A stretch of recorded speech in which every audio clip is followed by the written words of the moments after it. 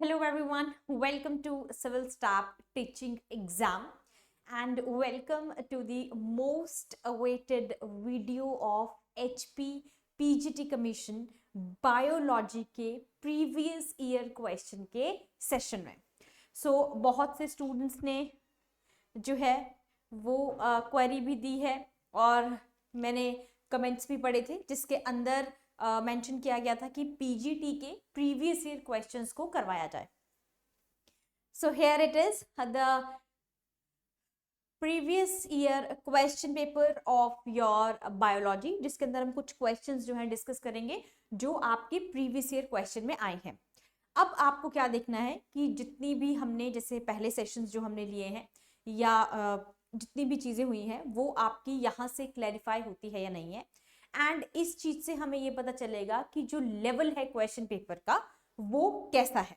ठीक है, तो लेवल भी चेक करेंगे, क्वेश्चन पेपर भी चेक करेंगे, ठीक है, और क्वेश्चंस को सॉल्व भी करेंगे और उनकी हम क्या करेंगे, एक्सप्लेनेशन को भी देखेंगे। ठीक है,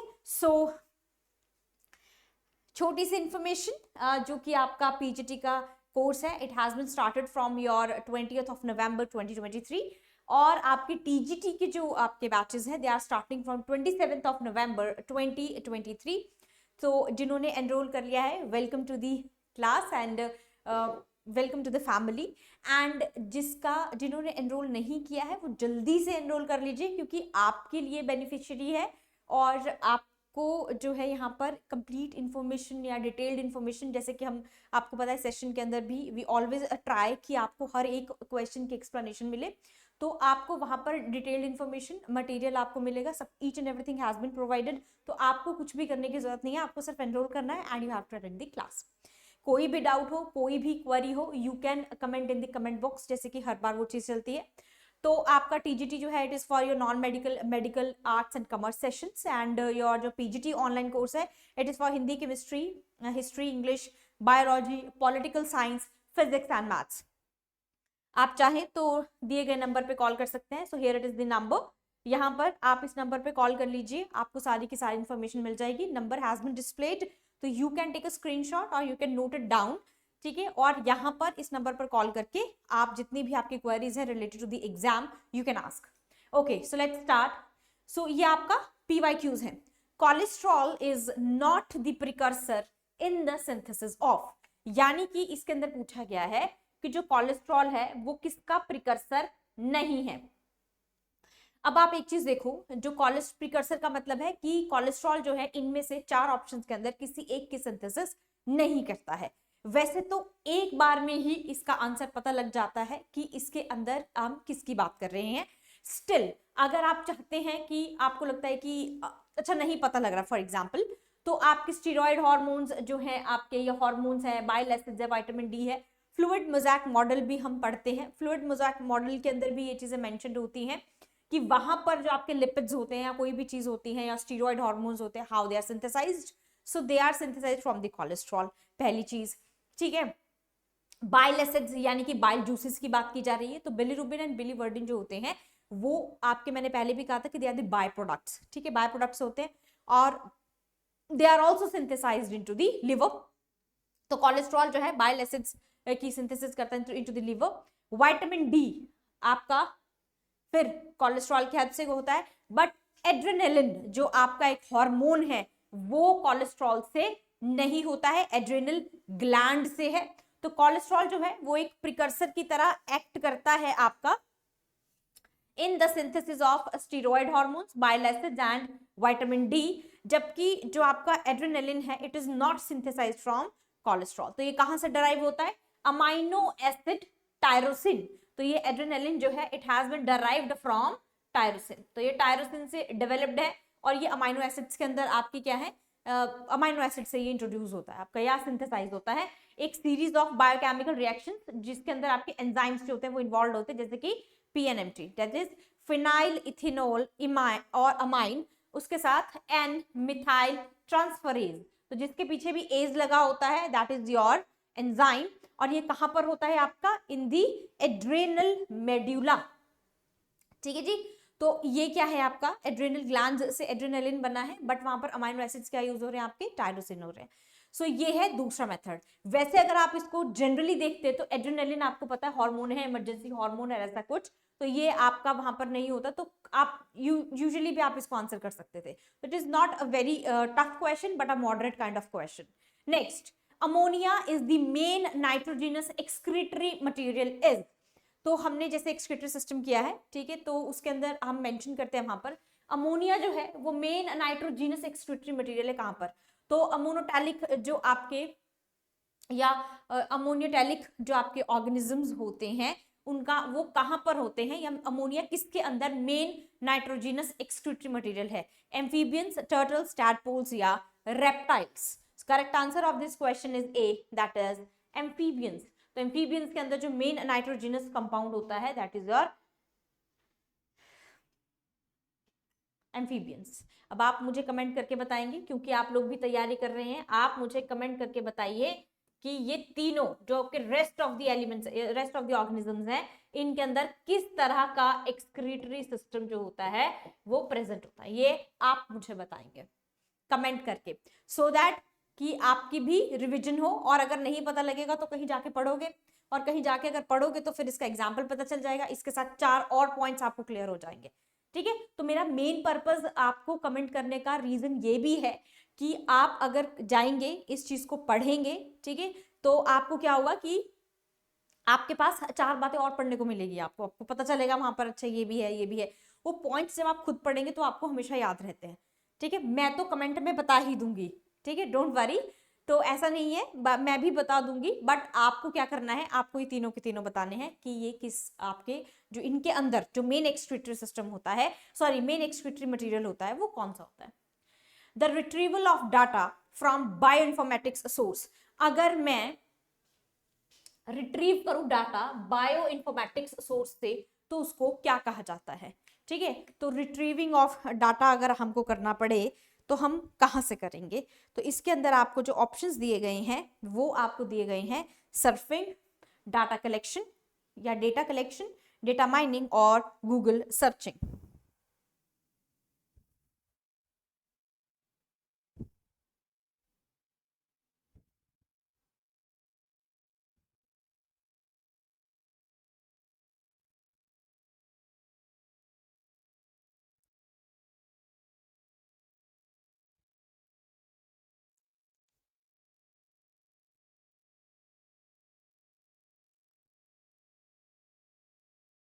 ठीक है जी, तो इसका जो आंसर है that is your C, data mining. Data तो कलेक्ट कर ही रहे, रिट्रीव निकाल ही रहे हैं, तो इसको हम कहते हैं डेटा माइनिंग।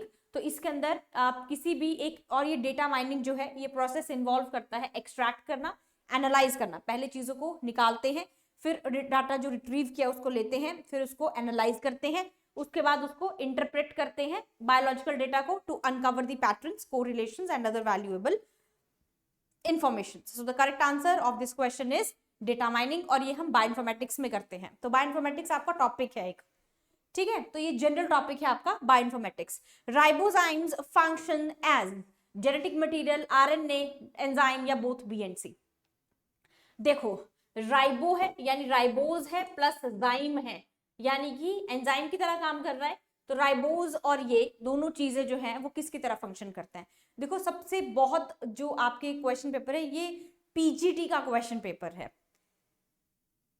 ठीक है, और जिन स्टूडेंट्स ने क्लास के अंदर एनरोल किया हुआ है they will be able to see the difference कि हमने किस लेवल की चीजें की हैं।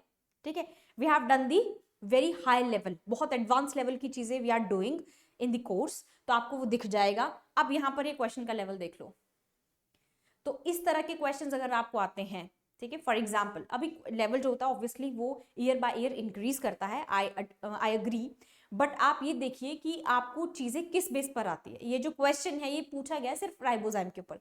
अगर आप ऑप्शंस को देखेंगे तो एलिमिनेट करना स्टार्ट कर दो। क्या राइबोजाइम जेनेटिक मटेरियल की तरह फंक्शन करता है? जेनेटिक मटेरियल दो ही होते हैं, या तो डीएनए या फिर आरएनए। ठीक है जी, अब नेक्स्ट बचता है आरएनए। अब एंजाइम जाइम है तो एंजाइम की तरह फंक्शन कर रहा है, तो सी तो करेक्ट आंसर है। अब रहता है बी वाला जो आपका ऑप्शन है, यानी कि राइबोजाइम्स। तो राइबोज है यानी कि प्रोटीन सिंथेसिस करेगा या कुछ भी ऐसा, और उसके अंदर क्या इन्वॉल्व होते हैं आपके? RNA. So the correct answer is your D, that is both B and C.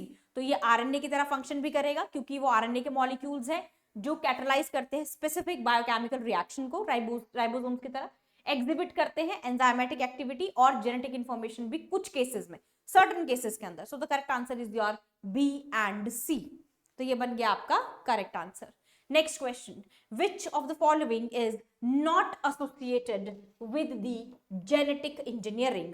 तो ये आपका टॉपिक आया जेनेटिक इंजीनियरिंग से, तो ये आपके सिलेबस के अंदर एक टॉपिक है जेनेटिक इंजीनियरिंग, ठीक है, जेनेटिक्स में हम इस चीज को करते हैं। यहां पर पूछा है इसमें से कौन सा एंजाइम जो है वो नहीं आता है, एक्सो, endo, ligase, ligase.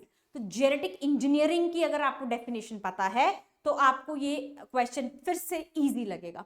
It's not like कि मैं कह रही हूं इजी है तो इजी है, इट इज लाइक कि जब हम कंसेप्ट कर लेते हैं, देखो मैंने बहुत से सेशंस में ये चीज कही है, बार बार कही है, मैं क्लासेस में भी यही चीज कहती हूँ, मैं यहाँ पर भी आपके सामने भी यही चीज कह रही हूँ।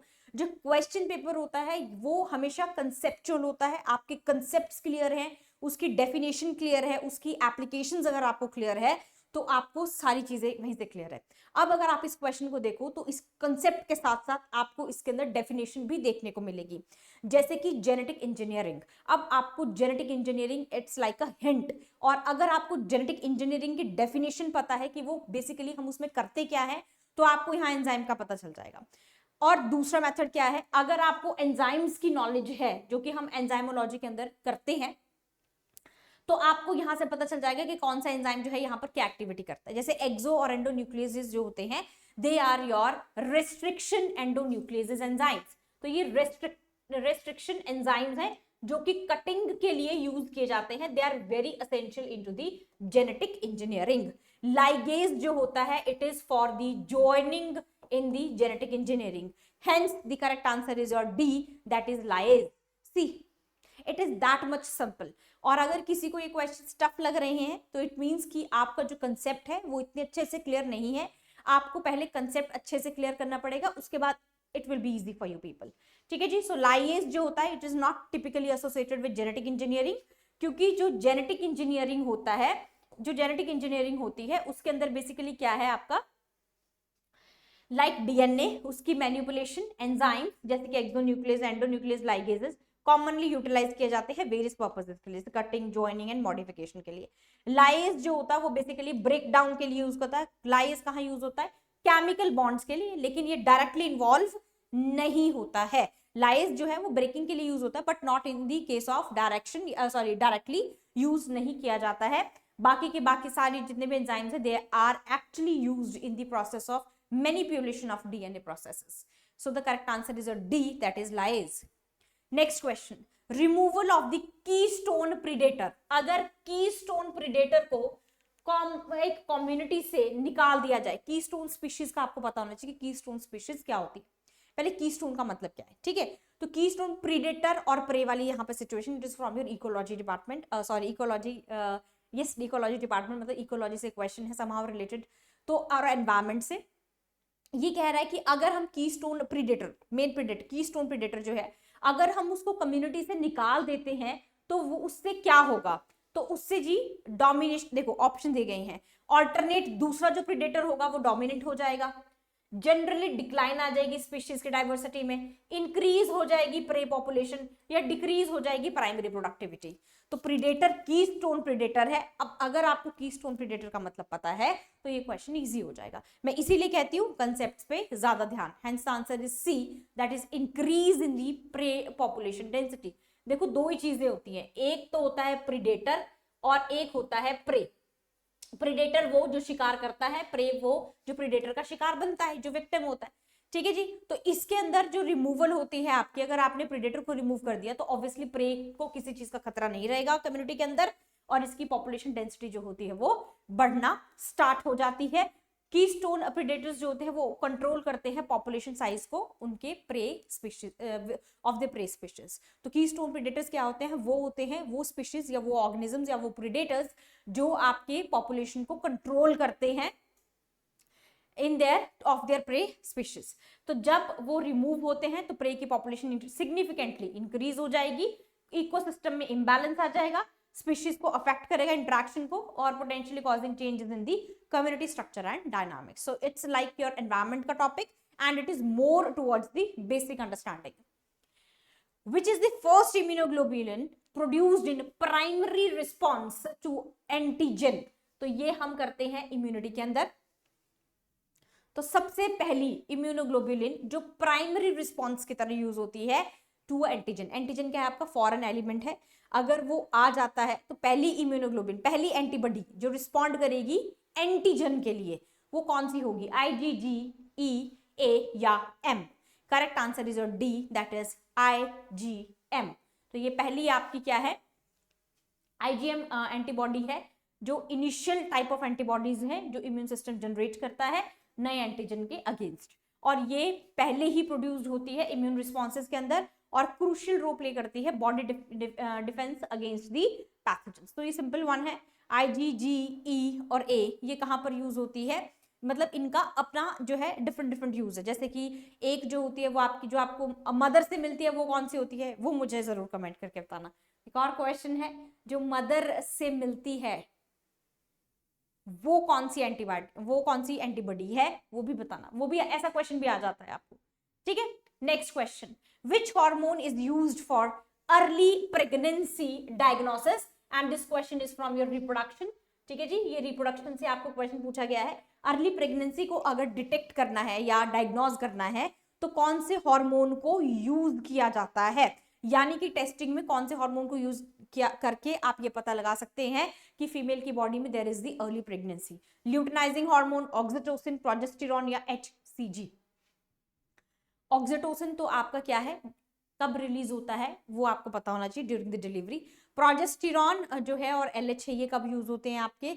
ड्यूरिंग दी, कब यूज होते हैं LH और प्रोजेस्टेरॉन? इनका लेवल होता है जब, जैसे कि आपका LH जो है वो आपका मेंस्ट्रुअल साइकिल के अंदर भी यूज होता है। तो ये हम डिटेल स्ट्रक्चर करते हैं रिप्रोडक्शन के अंदर, but the correct answer is D, that is HCG, ठीक है। तो ये जो हार्मोन है जो अर्ली प्रेगनेंसी के लिए डायग्नोज किया जाता है, जिसको हम बोलते हैं ह्यूमन कोरियोनिक, ठीक है, गोनाडोट्रोपिन। सो ये हार्मोन जो है ये प्लेसेंटा प्रोड्यूस करता है after implantation, and its presence in urine और blood is the base for the most pregnancy test, ठीक है। तो यानी कि जब प्रेगनेंसी टेस्ट में आपसे कोई लैब वाला यूरिन या फिर ब्लड के सैंपल लेता है तो उसमें वो किसको चेक करेगा? HCG के, और HCG हार्मोन को यूज करके देखिए उसका लेवल क्या है, उससे पता चले, क्योंकि वो सिक्रीट करेगा फिर हार्मोन, कौन सा? इम्प्लांटेशन के बाद, प्लेसेंटा। तो it is basically produced by the placenta. Next, to hydrolyse the ATP during muscle contraction, ATPase is present in. देखो ये है प्रीवियस ईयर क्वेश्चन, ठीक है, और ये चीज मैंने आपको लेक्चर के अंदर बता रखी है। जिन स्टूडेंट्स ने एनरोल किया है, जो करंटली जो है क्लासेस ले रहे हैं, they will get to know कि इस क्वेश्चन का आंसर क्या होगा, and it is your PYQ, ठीक है। तो जो मैं आपको मटेरियल प्रोवाइड करवा रही हूं, that is more than sufficient, hence proved. This is the question जो मैंने क्लास के अंदर डिस्कस किया है, and it is into the PYQs. It has been asked into the question paper. Question है, ATP को जब मसल कॉन्ट्रैक्शन हो रही होती है इन दी मस्कुलर सिस्टम, तो ATP जो है वो टूटता है किसमें? ATP में, ADP, ठीक है, एडेनोसिन डाइफॉस्फेट के अंदर, इनऑर्गेनिक फॉस्फेट के अंदर, and then into the energy. तो ये ATP से ADP में कन्वर्ट होने के लिए ATPase एंजाइम, जिसको हम कहते हैं, देखो यहां पर मैं आपको हल्का सा हिंट दे देती हूं कि इसको कैसे करते हैं। जो आपका ATP होता है, it is break down into the ADP plus inorganic phosphate plus energy. This is the equation जो बनती है।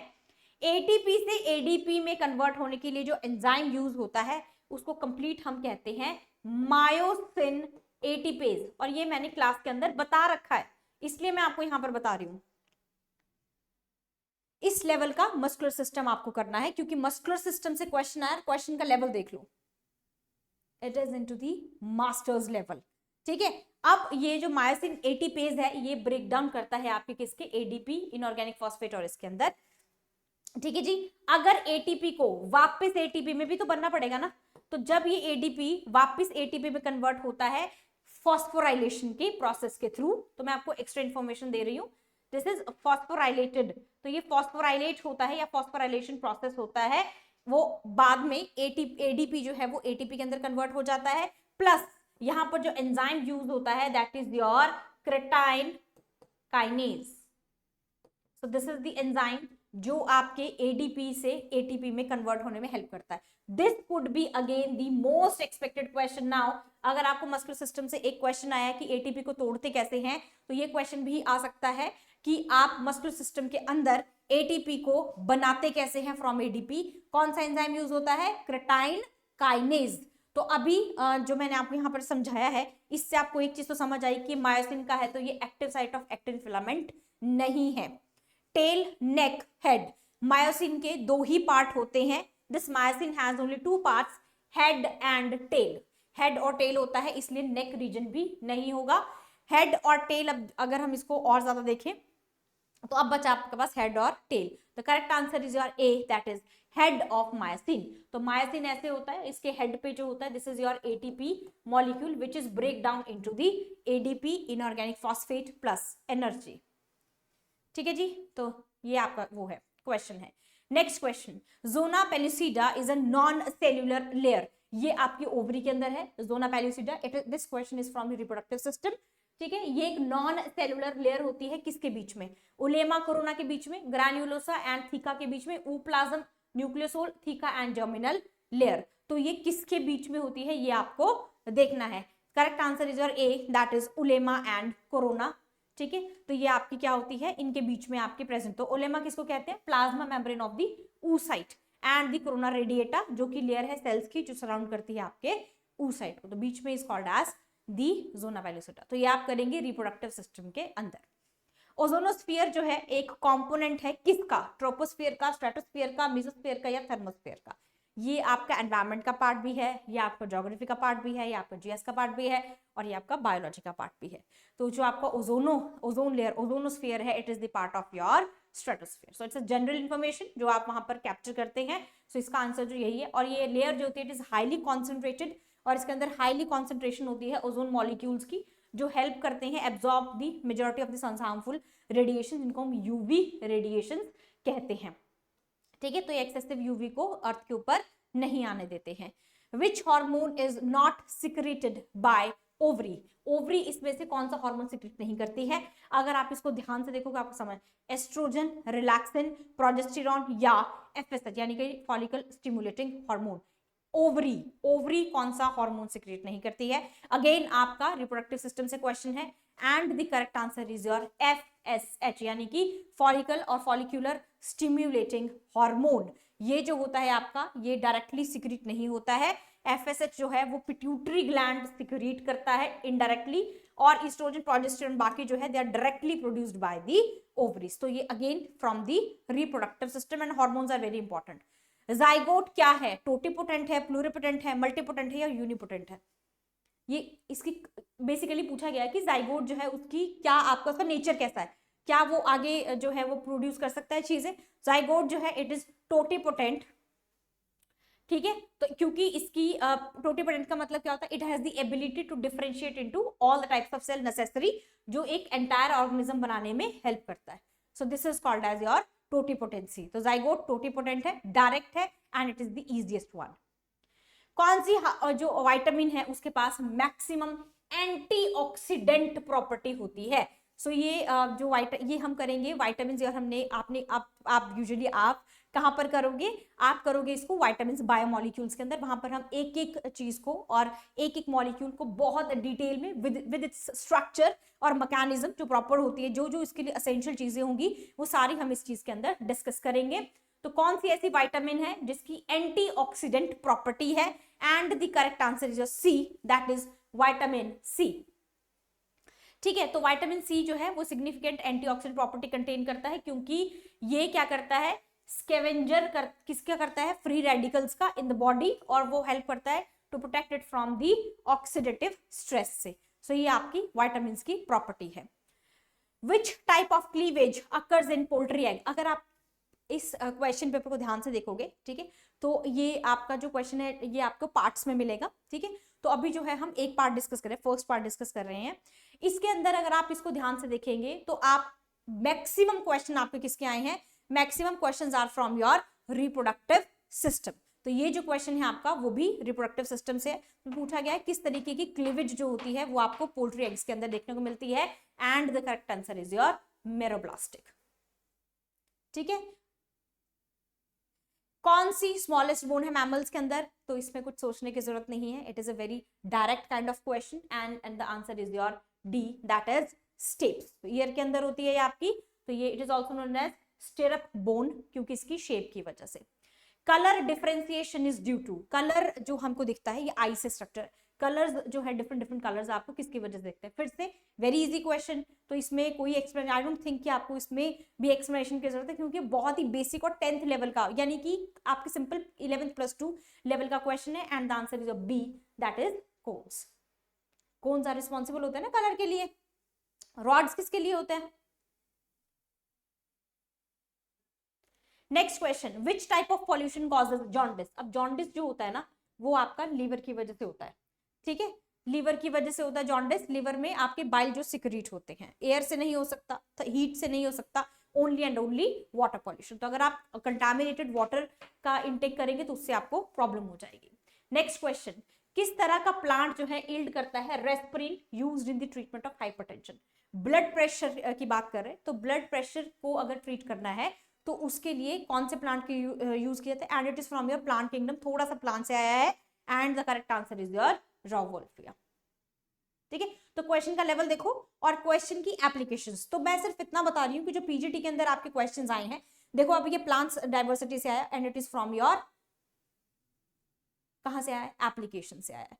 यहां से आपको चीज समझने की जरूरत है। Last question of the session is, एक गमी रेजिनस आपका सब्सटेंस है जो कि स्पाइस की तरह यूज किया जाता है और ऑब्टेन किया जाता है रूट से, कौन से प्लांट से, फिर से यूज एप्लीकेशन आई है, प्लांट का यूज, यानी प्लांट किंगडम से क्वेश्चन है, hence the answer is your Ferula. ठीक है, गमी रेजिन है and it is from your Ferula plant. So this was all about for today's session, क्योंकि इसके अंदर आपके जो क्वेश्चन है वो आपको सिर्फ ये बताने की कोशिश की जा रही है कि चीज़ें जो है, जो आप पीजीटी का पेपर है अब इसका लेवल देख लीजिए और अपने पीवाईक्यूज, ये पीवाईक्यूज है, अब इसको देखो, सिलेबस देखो कितने क्वेश्चन कहाँ से आए, इसलिए मैंने आपको हर क्वेश्चन के साथ बता दिया कि कौन से आपके टॉपिक से क्वेश्चन आया है। ठीक है, और इसी तरह की वीडियोस से कनेक्ट करने के लिए अगर आपको वीडियो अच्छी लगी तो please like share and subscribe, और जल्दी से एनरोल कर लीजिए क्योंकि एग्जाम कभी भी आ सकता है, नोटिफिकेशन तो वैसे ही आउट हो चुकी है। ठीक है, तो अभी हम नेक्स्ट सेशन के अंदर रेस्ट ऑफ दी एमसीक्यूज को सॉल्व करेंगे। Till then thank you and have a nice day, bye bye, take care.